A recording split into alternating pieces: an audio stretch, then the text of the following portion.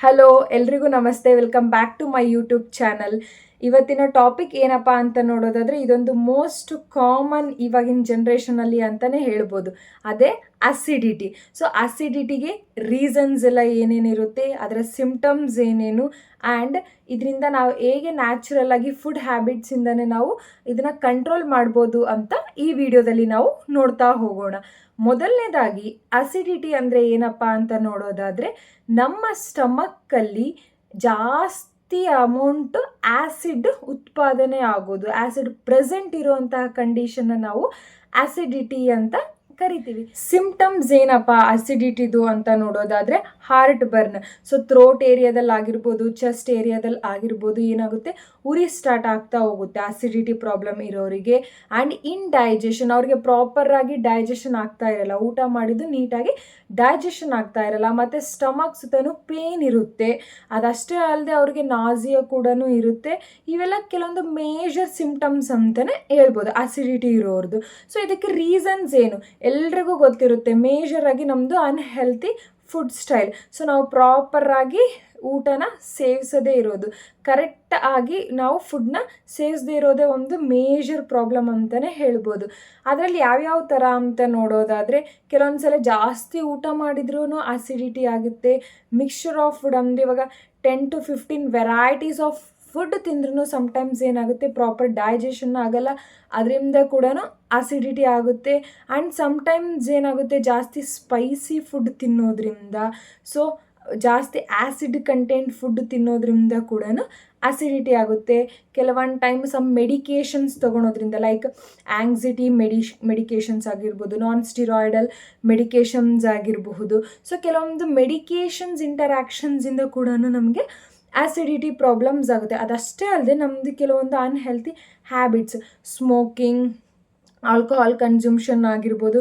ಇವಾಗ ಜಾಸ್ತಿ ಡ್ರಿಂಕ್ಸ್ ಮಾಡಿ ಪ್ರಾಪರಾಗಿ ಊಟ ಮಾಡಲಿಲ್ಲ, ಪ್ರಾಪರಾಗಿ ಬಾಡಿನ ಹೈಡ್ರೇಟಾಗಿ ಇಟ್ಕೊಂಡಿಲ್ಲ ಅನ್ನೋ ಒಂದು ಕಂಡೀಷನಲ್ಲಿ ಕೂಡ ಅಸಿಡಿಟಿ ಆಗುತ್ತೆ. ಇವೆಲ್ಲ ಮೇಜರ್ ರೀಸನ್ ಅಂತಲೇ ಹೇಳ್ಬೋದು ಅಸಿಡಿಟಿಗೆ.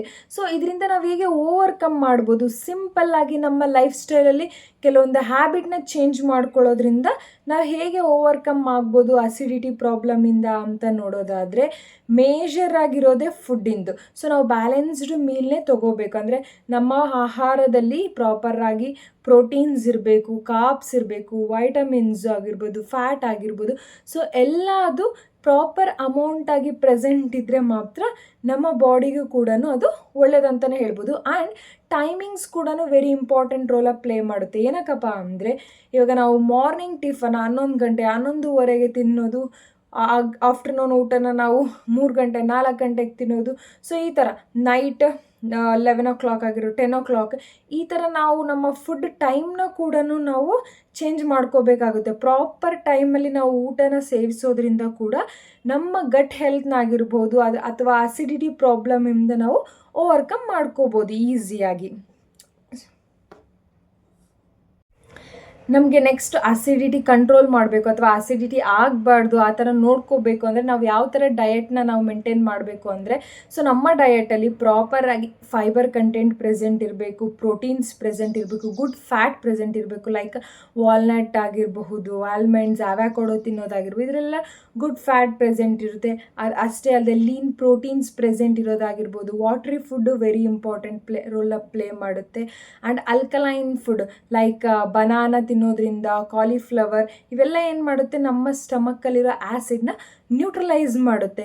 ಸೊ ನಾವು ಈ ಥರ ಆಹಾರನ ನಾವು ಪ್ರಿಫರ್ ಮಾಡ್ತಾ ಹೋಗಬೇಕು.